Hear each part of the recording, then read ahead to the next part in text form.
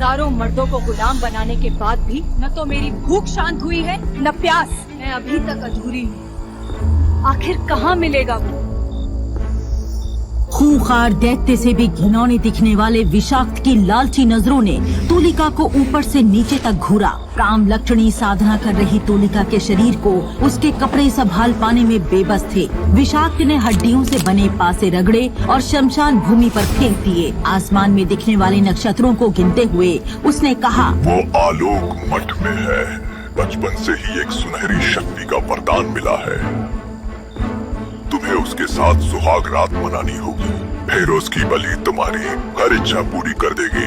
विषाक्त की बात सुनकर तुलिका आलोक मठ की तरफ चल पड़ती है, जहां 7 सालों पर आज सबसे बड़ी प्रतियोगिता का आयोजन होने जा रहा था। आलोक मठ में प्रवेश के लिए पहली परीक्षा पत्थरों की दौड़ होगी। आप सभी को पैरों में एक भारी पत्थर बांधकर दौड़ना होगा और फिर आपकी दीवार के उस पार कूदना होगा। जीतने वाले ही मठ के अंदर आकर दूसरे स्तर की परीक्षा के हकदार होंगे। आलोक मठ के दरवाजे पर जमा हजारों लोगों की भीड़ में खड़ा था देव, जिसे उसके ही भाई बहन बेइज्जत कर रहे थे। अबे ओ मनहूस भिखारी, हमारे पीछे पीछे तू भी यहाँ आ गया। तेरी औकात नहीं है इस प्रतियोगिता में हिस्सा लेकर हमारी बराबरी करने की। चुपचाप घर लौट जा। अनाथ की तरह बड़ा होने वाले देव के लिए ये बेइज्जती नई नहीं थी। उसने बचपन से ही अपने परिवार में ऐसे ताने सुने हुए थे। देखिए दीदी, यहाँ आने के लिए मैंने बरसों मेहनत की है। मुझसे ज्यादा ये मेरे पिताजी का सपना है। आखिर हमें भी अग्निवंश का नाम ऊंचा करना है। देव की बात सुनकर उसका चचेरा भाई कनिष्क वहाँ आया और देव के हाथ से आलोक मठ का प्रवेश पत्र छीनकर फाड़ दिया। अबे चुप सड़क छाप कचरे, ये तेरे बाप का अखाड़ा नहीं है जो यहाँ मुंह उठाकर घुस जाएगा। भूल गया वो दिन दादाजी ने कैसे तुझे और तेरे बाप को धक्के मारकर घर से निकाला था। कनिष्क की बात सुनकर देव के सारे जख्म फिर से हरे हो गए। आज से 16 साल पहले की बात है।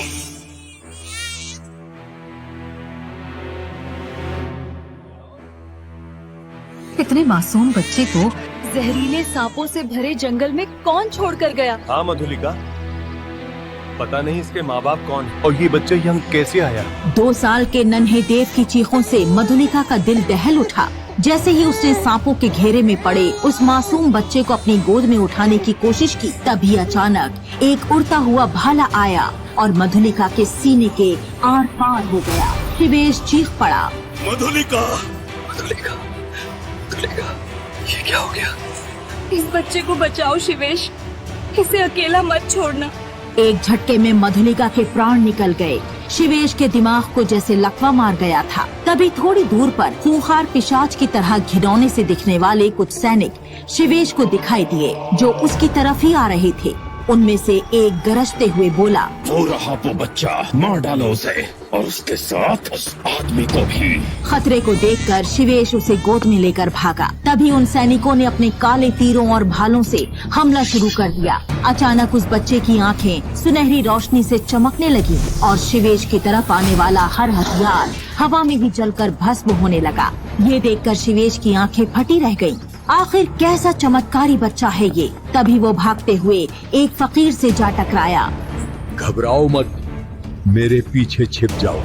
शिवेश बच्चे को गोद में लिए उस फकीर के पीछे खड़ा हो गया। उस फकीर ने अपने झोले से एक जादुई भस्म निकाली और उन पिशाच सैनिकों के ऊपर फेंक दी। एक पल में वो सारे सैनिक कीड़ों की तरह जलने लगे। तभी फकीर शिवेश से बोला, ये बच्चा मामूली नहीं है, इस धरती पर बहुत बड़ा काम करने आया है। इसे हर हाल में विषक्त से सुरक्षित रखना होगा। शिवेश की जुबान सूख चुकी थी। वो एक अजीब सोच में फंसा था। ये बच्चा कोई वरदान है जिसकी शक्ति से उसके प्राण बचे, या कोई अभिशाप जिसकी वजह से उसकी पत्नी की मौत हो गई। तभी फकीर ने उसे झकझोरते हुए कहा, क्या सोच रहे हो? जब तक इसे अपनी शक्तियों का पता नहीं चलता, तब तक तुम्हें इसकी रक्षा करनी होगी। बड़े होने पर इसे आलोक मठ भेज देना। अब जल्दी भागो यहाँ से, विषाक्त भी यहाँ आता ही होगा। इतना बोलकर फकीर जंगल की झाड़ियों में कहीं गायब हो गया और शिवेश उस बच्चे को अपनी गोद में लिए हुए तांगे के पास पहुँचा और अपने गांव हरिपर्वत की तरफ भागा। वो अग्निवंश के मुखिया सूर्यकांत का बेटा था। ये किसका बच्चा उठा लाए तुम? हमारी बहू मधुलिका कहाँ है? शिवेश की आंखों से आंसू फूट पड़े। उसने तांगे की तरफ इशारा किया जिसके अंदर मधुलिका की लाश पड़ी थी। सबकी आंखें फटी की फटी रह गईं। जंगल में जो हुआ वो सब शिवेश ने बता दिया। तभी उसके परिवार की औरतें गुस्से में बोली, जिसकी वजह से मधुलिका मारी गई, ऐसे मनहूस को घर लेकर क्यों आ गए? जाकर किसी कचरे में फेंक दो इसे। शिवेश को इस बात की उम्मीद नहीं थी कि उसका परिवार एक मासूम बच्चे को अपनाने से इनकार कर देगा।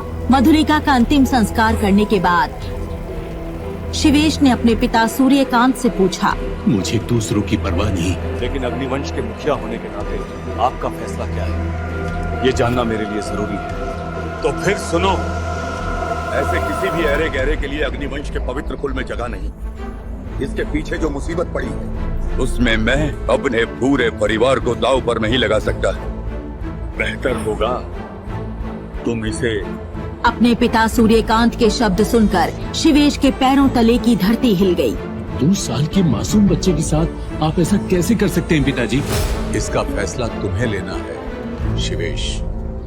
ठीक है, तो फिर मैं भी ये घर छोड़ दूंगा। शिवेश देव को गांव के बाहर जंगल में ले गया जहां एक बेहद प्राचीन अखाड़ा था। अग्निवंश के योद्धा यहाँ अपना अभ्यास करते थे। शिवेश के प्यार ने उसे कभी सच का पता नहीं चलने दिया कि वो उसका असली बेटा नहीं है। शिवेश ने एक गुरु की तरह देव को अभ्यास की आग में तपाना शुरू कर दिया था, लेकिन उसके परिवार के बाकी भाई बहन भी वहाँ अभ्यास करने आते थे जो देव से बेहद नफरत करते थे। अबे ओ मनहूस कचरे, ये हमारे परिवार का अखाड़ा है। तेरी हिम्मत कैसे हुई यहाँ पैर रखने की?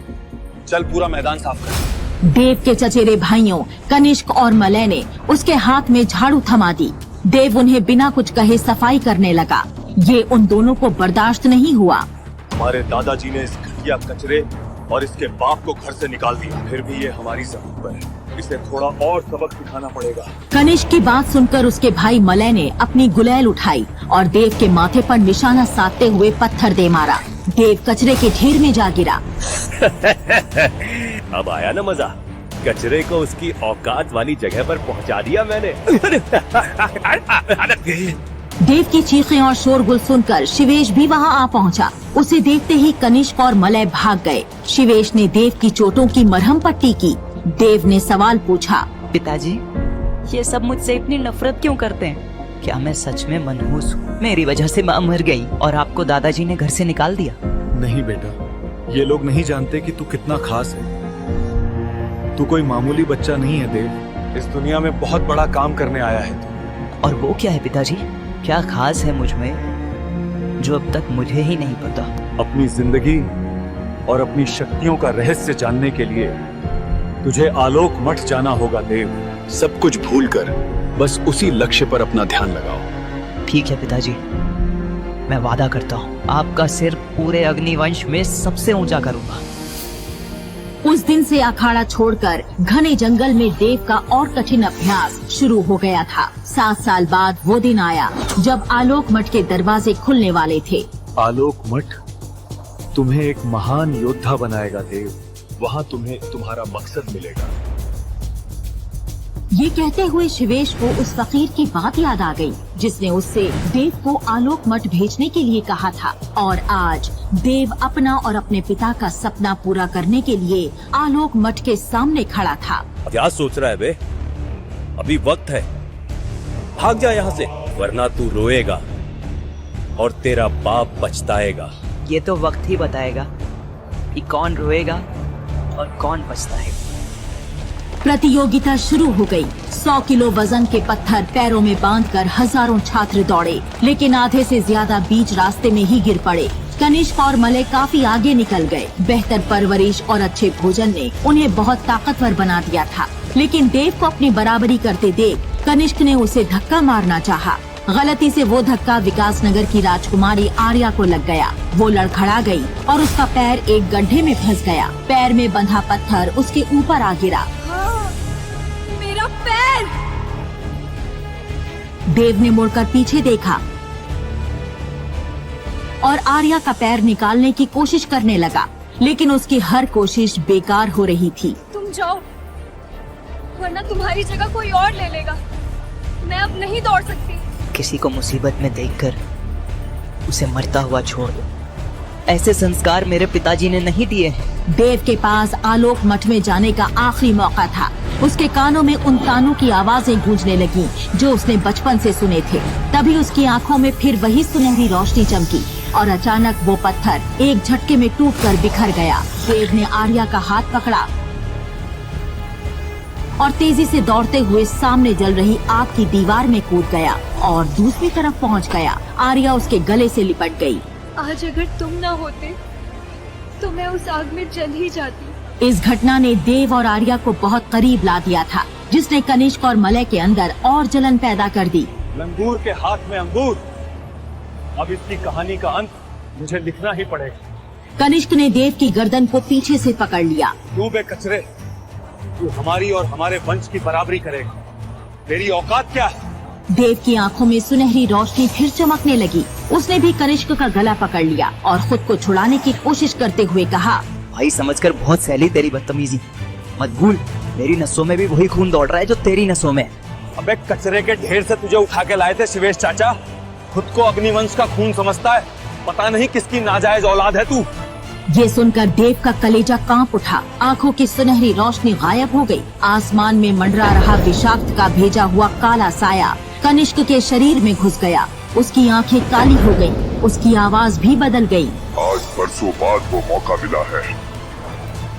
अब तू मरेगा देव। कनिष्क ने देव का गला दबोचते हुए उसे हवा में उठा लिया। आसमान लाल हो गया था। किसी को समझ नहीं आ रहा था कि आखिर क्या हो रहा है। मलय चिल्लाया, कनिष्क छोड़ उसे, वो मर जाएगा। तू पागल हो गया है क्या? हम सिर्फ उसे परेशान करने आए थे, जान से मारने नहीं। इश्क पर कोई असर नहीं हो रहा था। वो देव के गले को और ताकत से दबा रहा था। दम घुटने से देव की आंखें बाहर निकलने लगी। तभी आसमान में एक जोरदार सतरंगी रोशनी चमकी और सीधा देव के शरीर से टकरा गई। देव का शरीर सुनहरी आग से जलने लगा। कनिष्क एक झटके से दूर जा गिरा। तभी एक धुंध से तूलिका वहाँ प्रकट हुई।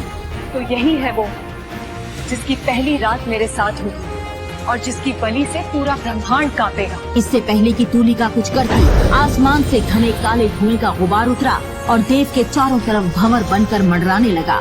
आसमान से एक खौफनाक आवाज गूंजी, देव सिर्फ मेरा शिकार है। 16 साल उसका इंतजार किया है मैंने। आज की रात 13,000 साल पुरानी वो भविष्यवाणी सच साबित होगी। काले धुएं के छट्टे ही देव भी वहाँ से गायब हो चुका था। आखिर देव को कौन और कहाँ ले गया? तूलिका को देव क्यों चाहिए? विषाक्त देव के पीछे क्यों पड़ा था? कौन है देव के असली माँ बाप और उनके साथ क्या हुआ था? किस मकसद को पूरा करने धरती पर आया है देव? क्या वो कभी लौट पाएगा या मारा जाएगा? क्या एक कचरा कहलाने वाला लड़का ब्रह्मांड का भाग्य बदल पाएगा? आगे की कहानी जानने के लिए देखें अगला एपिसोड सिर्फ पॉकेट एफएम के YouTube चैनल पर। और ब्रह्मांड का रक्षक के सारे एपिसोड्स को सुनने के लिए डिस्क्रिप्शन में दी लिंक से डाउनलोड करें पॉकेट एफएम ऐप।